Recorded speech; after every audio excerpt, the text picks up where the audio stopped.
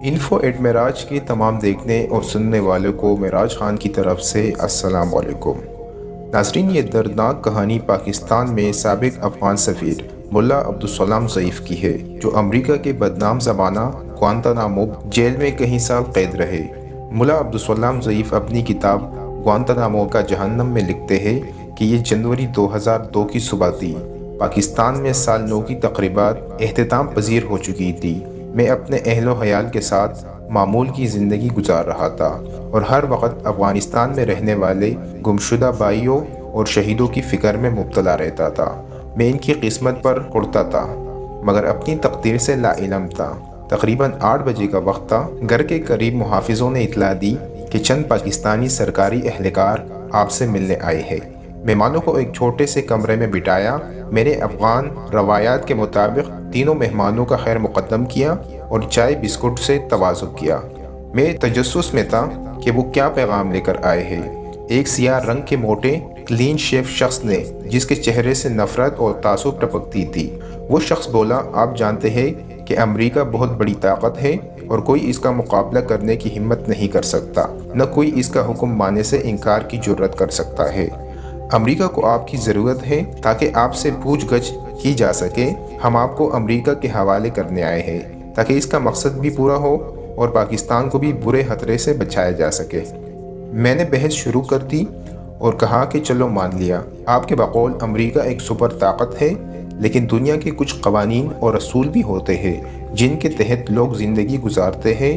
میں حیران ہوں کہ کن اسلامی یا غیر اسلامی قوانین کے تحت مجھ سے یہ بدسلوکی کی جا رہی ہے۔ آپ کا اخلاقی فرض ہے کہ مجھے میرے سوالوں کا جواب دے اور مجھے اتنی مہلت دے کہ میں آپ کا ملک پاکستان چھوڑ دوں۔ میری باتوں پر اس بے رحم بدبخت نے انتہائی بے شرمی سے اور غراتے ہوئے کہا، آج ہمیں اسلام یا قانون نہیں، پاکستان کے مفادات عزیز ہیں۔ میں نے یہ بات سنی تو سمجھ گیا کہ اب کوئی دلیل اور عذر کام نہیں آ سکے گا۔ خاموشی اختیار کرنے سے قبل صرف اتنا کہا، جو آپ کی مرضی ہے کرے، ہم بے بس ہیں اور مجبور لوگ ہیں، سوائے اللہ رب العزت کے کوئی دوسرا آسرا اور امید نہیں، وہی ہمارا حامی و ناصر ہے۔ یہ سن کر اس شخص نے کہا، آپ 12 بجے تک گھر میں رہیں گے، اس کے بعد آپ کو پشاور لے جایا جائے گا۔ میری رہائش گاہ کو چاروں طرف سے محاصرے میں لے لیا گیا تھا اور باہر جانے کا کوئی راستہ تھا، نہ کوئی امید۔ ٹیلی فون کے ذریعے پاکستان کی دفتر خارجہ سے رابطہ کیا مگر سوائے خاموشی کے کچھ ہاتھ نہ آیا۔ پھر وہ لمحہ بھی آیا جب مزید سرکاری حکام آئے اور شاہی حکم صادر کیا کہ آپ کو پشاور منتقل کیا جا رہا ہے، جہاں آپ ہمارے مہمان رہیں گے اور امریکی آپ سے صرف پوچھ گچھ کریں گے۔ ہو سکتا ہے 10 دن بعد آپ گھر واپس آ جائیں۔ یہی اطمینان میرے اہل و عیال کو بھی دلایا گیا اور مجھے یقین دلایا گیا کہ جب تک میں ان کا مہمان ہوں، میرے خاندان کی رہائش اور خوراک وغیرہ کا بندوبست کیا جاتا رہے گا۔ میرے پاس 10 مہینہ کا ویزا تھا اور حکومت پاکستان کا یہ رسمی اجازت نامہ بھی کہ میں اس وقت تک پاکستان میں قیام کر سکتا ہوں جب تک افغانستان کے حالات ٹھیک نہیں ہو جاتے، جبکہ اقوام متحدہ کا وہ لیٹر بھی تھا جس میں پاکستانی حکام کو کہا گیا تھا کہ ملا عبدالسلام ضعیف اہم شخصیت ہے، ان کا احترام ہونا چاہیے۔ دوستوں، لگ بھگ 12 بجے کا وقت تھا جب 3 گاڑیاں آئیں اور مسلح اہلکاروں نے گھر کا محاصرہ کر کے راستے اور لوگوں کی آمد و رفت کو بند کر دیا۔ اس وقت میڈیا کے لوگوں کو بھی مجھ سے ملنے کی اجازت نہ دی گئی۔ مجھے باہر نکلنے کا حکم دیا۔ میں ایسے حال میں گھر سے نکلا جب میری بیوی بچے چیخ و پکار کر رہے تھے۔ میں اپنے بچوں کی طرف مڑ کر بھی نہ دیکھ سکا کیونکہ میرے پاس ان کے لیے تسلی کا ایک لفظ بھی نہ تھا۔ اسلام کے محافظ پاکستانی حکام سے مجھے ہرگز یہ توقع نہ تھی مجھے چند پیسوں کی خاطر امریکہ کو تحفہ بنا کر پیش کر دیا جائے گا، جس کا اعتراف جنرل پرویز مشرف نے اپنی کتاب ان دی لائن آف فائر میں بھی کیا ہے۔ میں اس فکر میں گھر سے نکلا کہ اتنا ظلم کیوں ہو رہا ہے۔ ملا عبدالسلام ضعیف اپنی کتاب میں لکھتے ہیں کہ مجھے ایک گاڑی میں درمیان میں بٹھایا گیا۔ گاڑی کے شیشے کالے تھے جن کے آر پار کچھ نہ دیکھا جا سکتا تھا۔ ہماری گاڑی کے آگے سیکیورٹی کی گاڑی تھی، جبکہ تیسری گاڑی ہمارے پیچھے تھی جس میں مسلح اہلکار تھے۔ مجھے پشاور روانہ کیا گیا۔ رستے میں نسوانی آواز میں گانے سنائی جاتے رہے تاکہ مجھے تنگ کیا جائے اور ذہنی تشدد کا نشانہ بنایا جائے۔ میں نے راستے میں ظہر کی نماز پڑھنا چاہی جو قضا ہونے کے قریب تھی۔ مگر کہا گیا کہ پشاور میں پڑھ لینا۔ میرے بار بار مطالبے پر بھی پرواہ نہیں کی گئی۔ پشاور پہنچے تو ایک دفتر نما جگہ لے جایا گیا۔ یقین کے ساتھ نہیں کہہ سکتا کہ کون سی جگہ تھی۔ مجھے ایک کمرے میں لے جایا گیا جو خوبصورت میز اور کرسیوں سے سجا ہوا تھا۔ کمرے میں قائد اعظم کی تصویر تھی جبکہ میز پر پاکستانی جھنڈا لگا ہوا تھا۔ سامنے گھومنے والی کرسی پر پاکستانی شلوار قمیص میں ملبوس ایک درمیانے قد کا پختون بیٹا مسلسل کرسی میں گھومے جا رہا تھا۔ اس نے مجھے خوش آمدید کہا اور اپنا تعارف دفتر کے سربراہ کے طور پر کرایا۔ اس نے کہا، آپ ہمارے ایسے مہمان ہیں جن کے آنے پر ہم بہت خوش ہیں۔ میں ان الفاظ کے معنی جاننے سے قاصر تھا، مگر لگتا تھا کہ وہ شخص ٹھیک کہتا تھا۔ شاید وہ خوش اس لیے تھا کہ اس کو میرے فروخت کرنے کے عوض بہت اچھا معاوضہ ملنے والا تھا۔ یہاں میں نے نماز پڑھی، دفتر کے سربراہ نے چائے پلائی اور کھانا کھلایا۔ پھر مجھے ایسے کمرے میں لے جایا گیا جو قیدیوں کے لیے مخصوص تھا۔ قرآن پاک کا نسخہ اور قلم کتابچہ بھی دیا گیا۔ ایک پہرے دار کو مجھ پر نظر رکھنے پر مامور کر دیا گیا۔ تفتیش وغیرہ کا سلسلہ نہ تھا، البتہ ایک شخص بار بار آتا جو عہدیدار معلوم ہوتا تھا۔ پشتو نہیں جانتا تھا اور مجھے اردو نہیں آتی تھی۔ اس نے مجھ سے انگریزی میں پوچھا، کیا ہونے والا ہے؟ میں نے جواب دیا، اللہ جانتا ہے، میں نہیں جانتا۔ اس دوران حکام آتے، اچھے طریقے سے سلام دعا کرتے اور مجھے احترام دیتے۔ باتیں نہیں کرتے تھے، مگر صاف دکھائی دیتا تھا کہ جب وہ مجھے دیکھتے تو ان کی آنکھوں میں آنسو امڑ آتے اور واپس پلٹ جاتے۔ ایک مرتبہ ایک شخص کمرے میں آیا، بہت احترام دیا، پھر اچانک بلک بلک کر رونے لگا۔ اتنا رویا کہ بے ہوش ہو گیا۔ اس کو اٹھا کر باہر لے جایا گیا، جس کے بعد کوئی کمرے میں نہیں آیا۔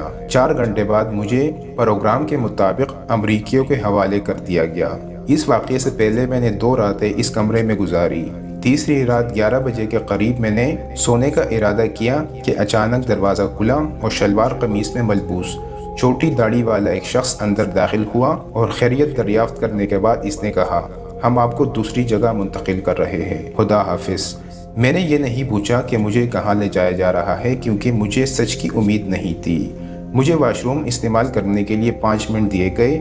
ٹھیک 10 منٹ بعد کمرے سے نکال کر پہلی بار ہتھکڑیاں لگائی تھی اور آنکھوں پر کالی پٹی باندھ دی گئی۔ جیبوں کی تلاشی لے لی گئی اور ڈیجیٹل ڈائریکٹری، پاکٹ سائز قرآن مجید کا نسخہ اور کچھ رقم لے کر مجھے دھکے دے کر گاڑی میں بٹھا دیا گیا۔ میرے ساتھ گاڑی میں بیٹھے افراد خاموش تھے، کوئی کچھ نہ بول رہا تھا۔ گاڑی نے حرکت کی اور لگ بھگ 1 گھنٹے بعد میں نے ہیلی کاپٹر کی آواز سنی۔ مجھے یقین ہونے لگا کہ ہیلی کاپٹر امریکی ہے۔ پھر رفتہ رفتہ گاڑی ہیلی کاپٹر کے قریب ہوتی گئی اور اس کی آواز کانوں کو پھاڑنے لگی۔ اس دوران مجھے ضرب پڑی اور میری کلائی پر بندھی قیمتی گھڑی اس ضرب کے نتیجے میں گر گئی یا مجھ سے لے لی گئی۔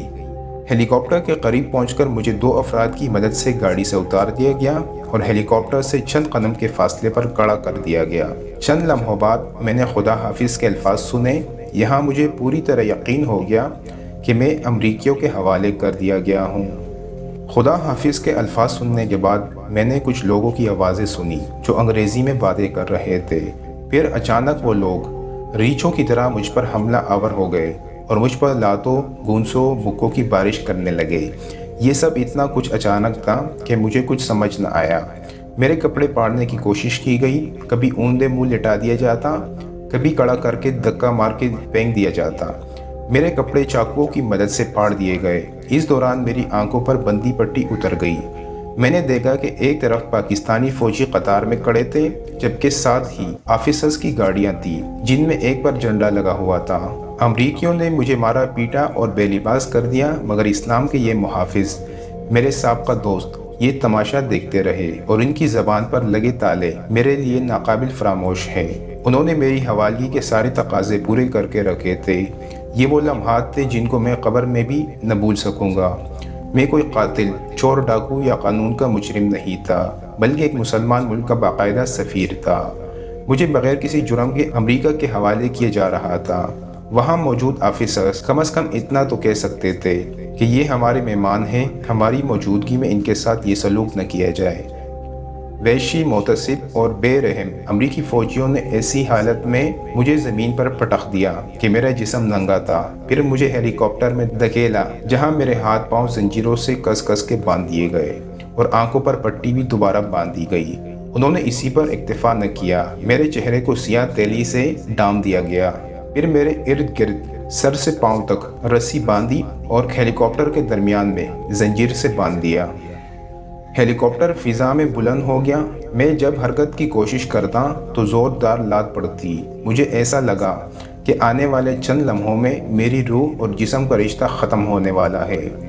مجھے یہ یاد نہیں کہ میں کتنی دیر تک اس کرب میں مبتلا رہا۔ آخر کار ہیلی کاپٹر ایک جگہ اتر گیا۔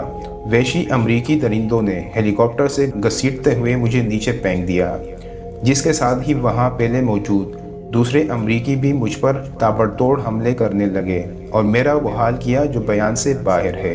الٹا لٹا کر میرے اوپر 4-5 افراد بیٹھ گئے اور ایسے باتیں کرنے لگے جیسے کسی اجلاس میں بیٹھے ہو۔ مجھے اس جگہ 2 گھنٹے اسی کرب میں رکھا گیا، پھر دوسرے ہیلی کاپٹر میں سوار کر کے ایک آہنی کرسی سے باندھ دیا گیا۔ اب کی بار مجھے مار نہیں پڑ رہی تھی۔ 20-25 منٹ بعد ہیلی کاپٹر نیچے اترا، مجھے اندر ہی کھڑا کیا گیا۔ یہاں متعدد جہازوں کی آوازیں مسلسل آ رہی تھی۔ مجھے نیچے اتار کر چہرے سے نقاب ہٹا دیا گیا اور آنکھوں کی پٹی بھی اتار دی گئی۔ دیکھا کہ چند امریکی فوجی کھڑے ہیں۔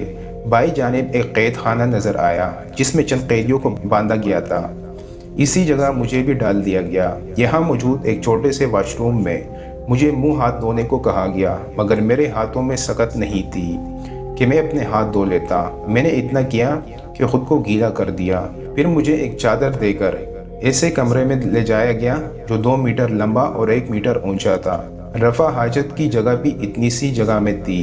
مجھے سونے کا کہا گیا، مگر نہ بستر تھا نہ تکیہ۔ حیران تھا کہ میں کہاں لایا گیا ہوں اور مزید کس سلوک کا سامنا کرنا پڑے گا۔ ایک فوجی کمرے کے سامنے کھڑا تھا۔ خوب سوچ و بچار کے بعد مجھے علم ہوا کہ یہ ایک بالکل بند جگہ تھی۔ 3 اور چھوٹے کمرے تھے اور ایک کلینک، ایک میڈیکل اسٹور تھا جس کے ساتھ ایک کمپاؤنڈر ہمیشہ بیٹھا رہتا تھا۔ اس کمرے کا ایک دروازہ تھا اور پانی کی بھی کمی تھی۔ یہاں پہنچ کر مجھے محسوس ہوا کہ شاید انڈر گراؤنڈ جیل ہو جنہیں افغانستان کی جنگ کے لیے استعمال کیا جاتا ہو۔ صبح شام نقل و حرکت اور بھاری مشینری کی آوازوں سے بہت جلد میرے احساسات یقینات میں بدل گئے اور یہ واقعی ایک انڈر گراؤنڈ جیل تھی جنہیں افغانستان کی جنگ کے لیے مختص کیا گیا تھا، اور ہم اس کے نیچے چٹے بلاک میں تھے۔ اس کے علاوہ میں بہت زیادہ ڈر گیا تھا اور بہت کم پلکوں کو حرکت دیا کرتا تھا اور زبان تالو کے ساتھ چپک گئی تھی۔ بائیں جانب ایک بڑا کمرہ دکھائی دے رہا تھا اور ایسا معلوم ہوتا تھا کہ اس میں بھی قیدی ہے۔ میں نے یہ سوچا کہ شاید بعض طالبان بھائی بھی یہاں ہو۔ صبح کھانے پر تمام قیدی بھائیوں کو معلوم ہوا کہ ان کا ایک اور بھائی بھی یہاں قیدی بن کر آیا ہے۔ ہم ایک دوسرے کے ساتھ بات نہیں کر سکتے تھے، البتہ ہم روٹی کی آڑ میں چھپ کے چوری سے ایک دوسرے کو دیکھ سکتے تھے۔ 2 دن کے بعد مجھے معلوم ہوا کہ ملا فاضل محمد، نور اللہ نوری صاحب، برہان وثیق صاحب اور غلام روحانی بھی یہاں قید ہے، لیکن پھر بھی ہم آپس میں گفتگو نہ کر سکے۔ یہ تمام طالبان رہنما تھے۔ صبح مجھے ہتھکڑی پہنا کر ایک دوسرے کمرے میں لے جایا گیا جہاں تفتیش کا پہلا دور شروع ہوا۔ میری انگلیوں کے نشانات لیے گئے، فوٹوگرافی ہوئی اور بایوگرافی لکھی گئی۔ اس کے علاوہ کوئی سوال جواب کیے بغیر واپس اسی قید خانے میں لایا گیا جہاں رات کا کھانا پلاسٹک کے برتنوں میں پڑا ملا۔ ہلکا پھلکا کھانے کے بعد برتن فوجیوں کو واپس کر دیے، جس کے بعد سونے کا ارادہ باندھا۔ ابھی آنکھیں بند ہی ہو رہی تھی کہ فوجیوں کے شور شرابے سے جاگ گیا۔ مجھے پکڑ کر دوبارہ تفتیش والے کمرے میں لے جایا گیا جہاں پہلی دفعہ مجھ سے اسامہ بن لادن اور ملا عمر کے بارے میں سوالات پوچھے گئے کہ وہ کہاں تھے، کدھر چلے گئے، ابھی کہاں ہوں گے اور کیسے ہوں گے۔ عام طور پر طالبان کے رہنماؤں کے متعلق پوچھا گیا کہ ان کا کیا بنا، وہ کدھر ہے اور کیسی حالت میں ہے، وہ کہاں چلے گئے۔